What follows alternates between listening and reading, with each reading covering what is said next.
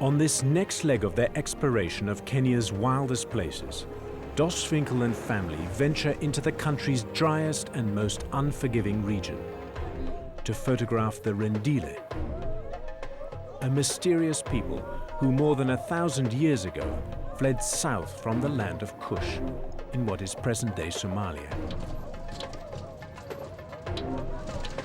With the help of Kenya expert George Rumage, Dos and family go in search of Kenya's oldest and most specialized desert people. Their hot and arid homeland has kept them isolated from the more developed and populated south, uniquely preserving their ancient traditions and way of life.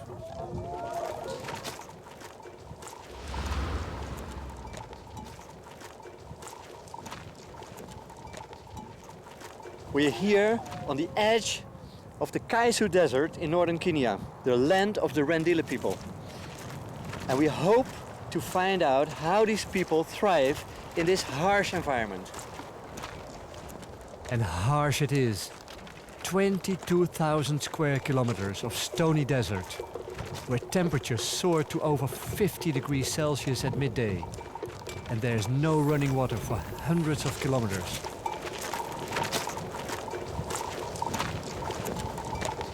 The Rendile are Kenya's camel experts and masters of this fragile environment, staying alive by constantly keeping their herds on the move. Their whole rhythm of life is dictated by the needs of these extraordinary animals. In the constant search for forage, a man and his camels will cover vast distances, going for as long as the camels can hold out without drinking. This warrior is now heading back towards his settlement and watering hole, having survived for nearly 2 months on only blood and milk drawn from his camels.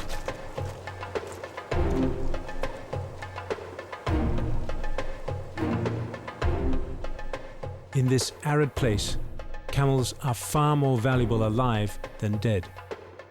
So meat is provided by herds of sheep and goats, tended by children and unmarried women.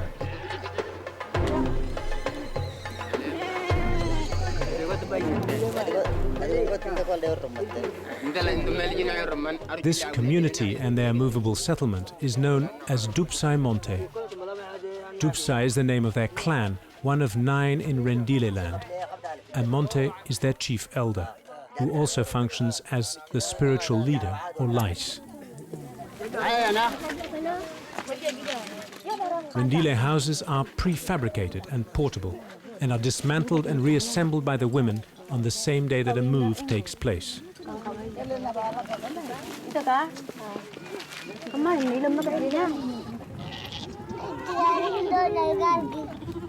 Decisions in the community are made communally and arrived at after long discussion. Rendile society is based on consensus. A famous saying states that peace is more important than food. These girls are making the final preparations before taking a herd of goats away for a week's grazing in the relatively lush grass at the foot of the distant Ndoto Mountains. To avoid moving camp every day, the Rendile have evolved a semi-nomadic lifestyle in which the warriors take care of the day-to-day grazing and watering of the camels, whilst the older men, women and children occupy settlements, which shift 2 to 3 times a year.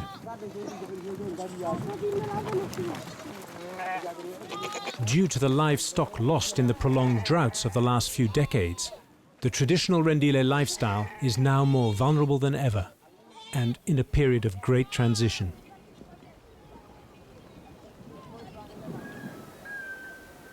Large numbers have been forced to settle in townships around mission and aid supply outposts. Here, overgrazing has often turned the surrounding country into near wastelands. Kor today is the largest of these settlements. In 1976, the UN launched here a multi-million-dollar effort to encourage the Rendile to settle down. The idea was that they would sell their meat and dairy products here, and in the process, jobs would be created. But the reality was poverty and unemployment, and Kor became what some have described as an oasis of dependency.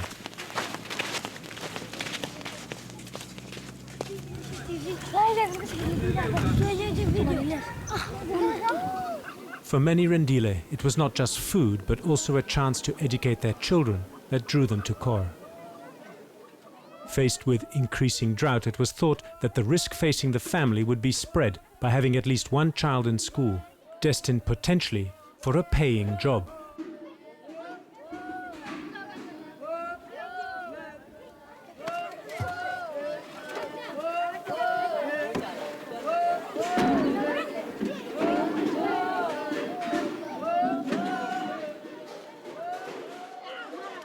Kids are getting water every morning to take to school. But you can imagine that once in a while a kid falls in because it's so steep. In fact, many children have been seriously injured here, and some have even died. This is a horrifying situation, and I absolutely need to find out more.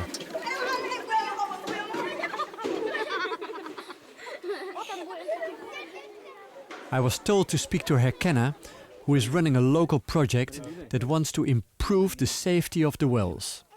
He's happy to tell me about the project he's developing and show me the dangers with many of the existing wells. Angalia hii yote imewekwa nyembamba crack hii kitu iko rahisi kutoka. Unaona? Yeah, just look at this water, how contaminated it's been. Only this gap here, it's far too big and far too low. Herr Kenna explains that each well is owned by an individual family. Then we see camels on the ridge. After weeks without drinking, they now smell water and begin rushing towards the wells. With 600 kilos on the move like that, it's easy to see how accidents can happen.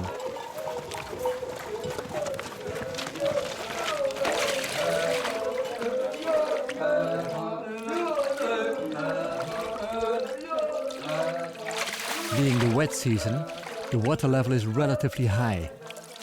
This means that 3 men can bring the water up. But by the end of the dry season, when the water has dropped to its minimum, up to 7 warriors will be needed.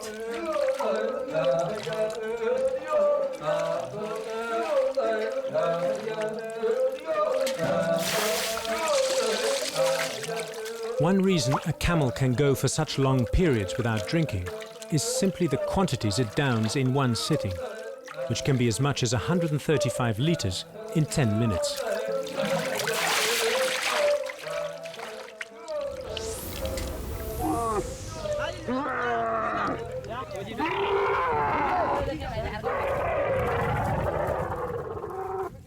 This is just what we didn't want to see happen.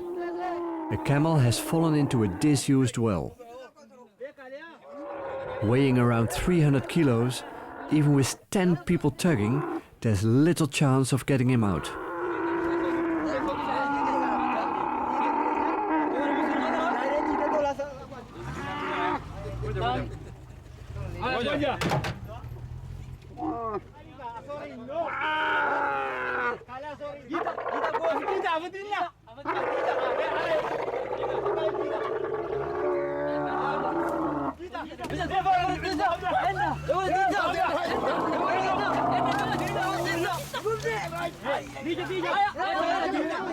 This is a classic example of what happens with the open wells in the area. Camels fall in like this, often catching people inside, whilst they're actually, drawing water. And as you can see, this time we were lucky. They happen to have ropes and we happen to have a car. But generally, it would involve serious injury or maybe even death of animals or people. The camel here is the most important possession. Any loss is deeply felt, as the Rendile draw from the animal all that's needed for life: milk, blood and transport. On the rare occasions that a camel is slaughtered as part of a ceremony or because it has become lame, everything from the carcass is used: meat, bones and skin. The camel is so central to Rendile culture that even the days of the week and seasons of the year are named after various camel-related activities.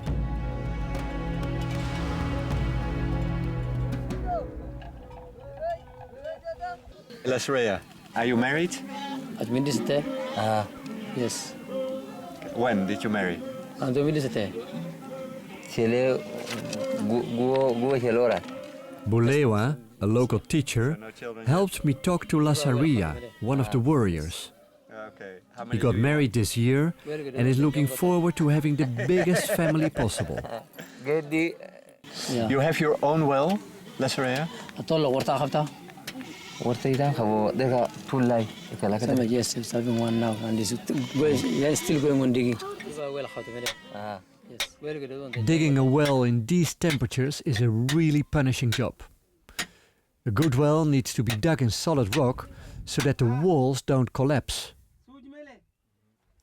Lasarea tells me that this man is about halfway, so still has around 2 months to go before reaching water.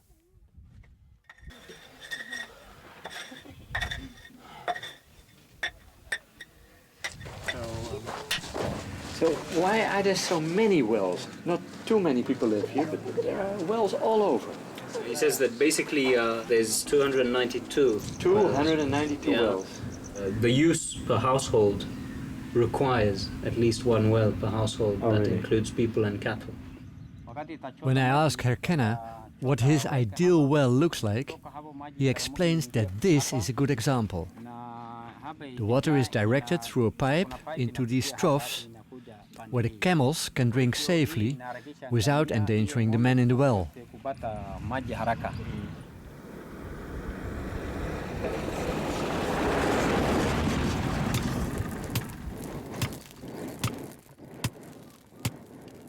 It's the end of the rainy season, a time for weddings and Thanksgiving ceremonies.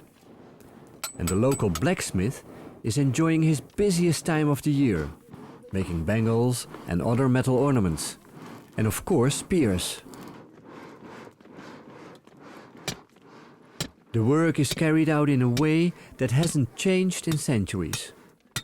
His mother uses goat skin bellows to coax the maximum heat from the coals. Okay, you make spears and you make certain tools, but what are you making most of the time? Raw. Yeah, these ones. Okay, these knives. Yeah, knives. Yeah. Oh, even bells. Those bells. Yeah, and bracelets. Bracelets. Oh, that's nice. Yeah. Oh, okay.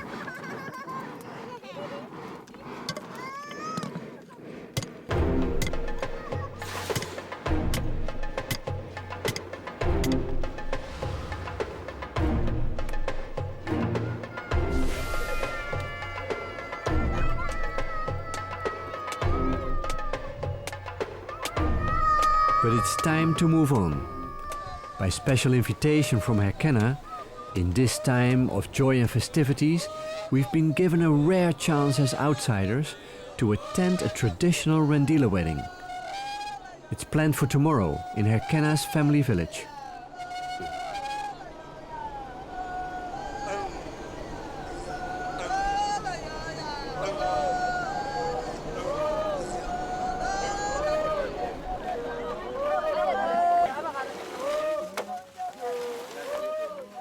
Following the local custom, presents are given to the villagers before the wedding day.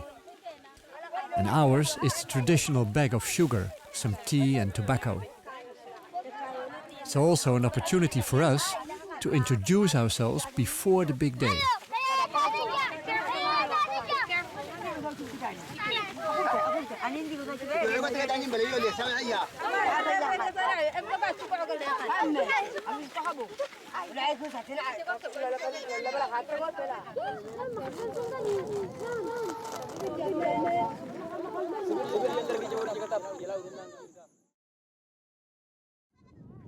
At dawn the next morning we return. The daily activities are underway as if nothing special is happening. Then, unexpectedly, Bertie and Femke are invited into the house of the bride. They learn to their shock that following tradition, On the morning of her wedding, the young bride is circumcised by the women of her clan. It was for us really scaring. I have the blood still on my hand. We both were crying and it's really... Yeah, it's really it's tough. amazing. We were I'm still shaking sick and- about it, you know. Yeah, but it took so long. Actually, it is a small piece, but they do it so carefully, but so slow. And the girl was in so much pain, and she didn't even cry. Not one tear. And When they were circumcising her, when they were doing it, she was totally quiet. But after that, she was like she was gonna faint yeah, because she had so much pain. yeah. And then So she much was in a pain. sort of trance, Yeah. doing like this, and yeah. But it was quite an experience. But I'm still shaking. Yeah, it was for our Western woman not the nicest thing. This event nonetheless marks the most important transition in the life of a Rendile woman. And although the culture is changing fast and moves are being made to introduce alternative rituals, here in the desert, female circumcision is still widely practiced. The groom then arrives from his village with his best men and best friends. A young goat is slaughtered. The blood is collected and mixed with milk as a restorative for the bride. Then from the meat a stew is made for her to eat later.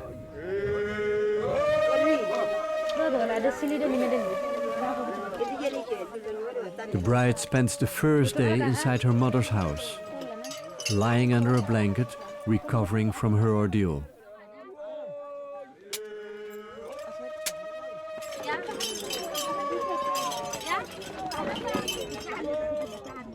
Almost as if from a scene out of the Old Testament, the groom brings with him 2 fattened sheep. The smallest sheep is presented alive. The fattest will be slaughtered and the meat divided up for the bride's family.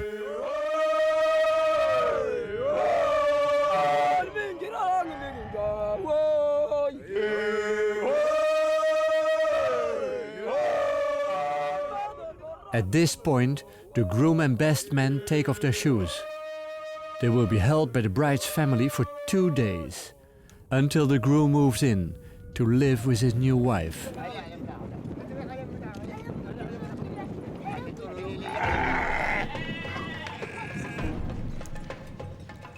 The father of the groom traditionally pays 8 camels to the father of the bride as a dowry. The parents of the bride then usually give 1 camel to the married couple.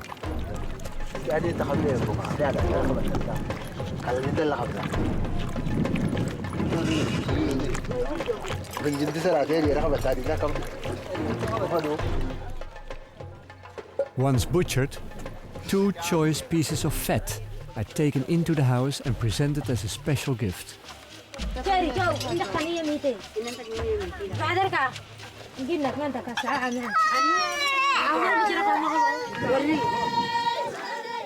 Throughout the day, groups of women from surrounding settlements arrive. They sing to the good fortune of the bride.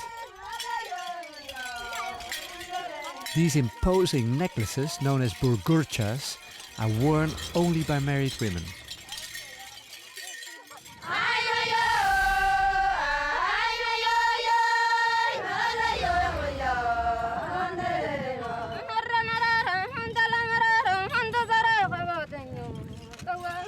The Rendile have a taboo against marrying within the clan. And as the girls have few opportunities to meet men of other clans, marriages are usually arranged by the parents and elders. Although the couple can refuse to go ahead with a match, that would usually mean a move away from the settlement.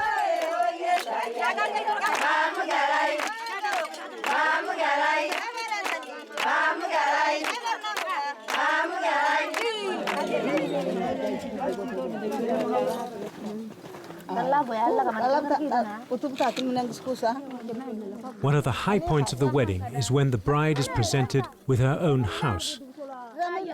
In fact, the Rendile term for marriage actually means house building. The whole event is filled with symbolism. The materials used to build the bride's new house are in fact taken in part from the home of her mother. This represents continuity in the face of transience.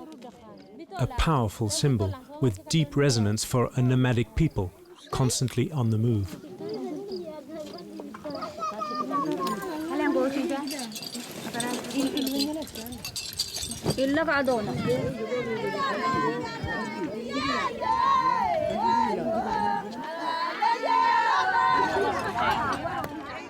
Here the bed is being made for the newly married couple.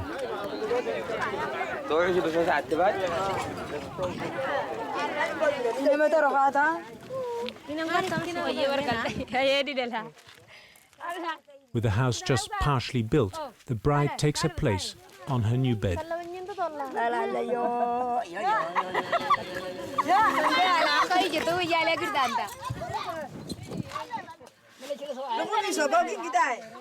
While the women do all the work on building the house, the men arrange freshly cut branches of acacia thorn around the house. This also primarily has a symbolic function, wishing safety on the young couple as they begin a new life together. The bride is now in her new home, but she'll have to wait 2 days before being joined by her new husband. He'll then get his shoes back, and the couple can finally begin their new life together.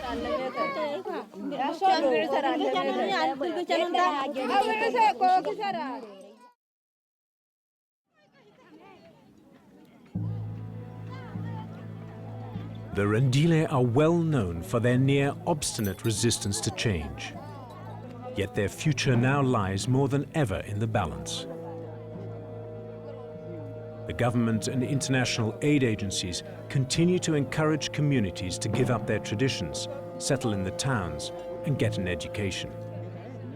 But almost invariably, where this has happened, it's led to environmental devastation, as overgrazing and the need for firewood turn the larger settlements into wastelands.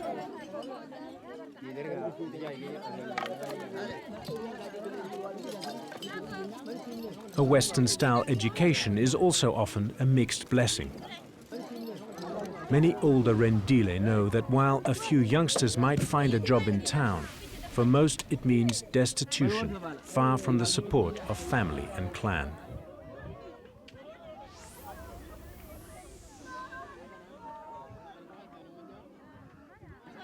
Life in the Kaisut has never been easy, but within traditional society, someone in trouble always finds help.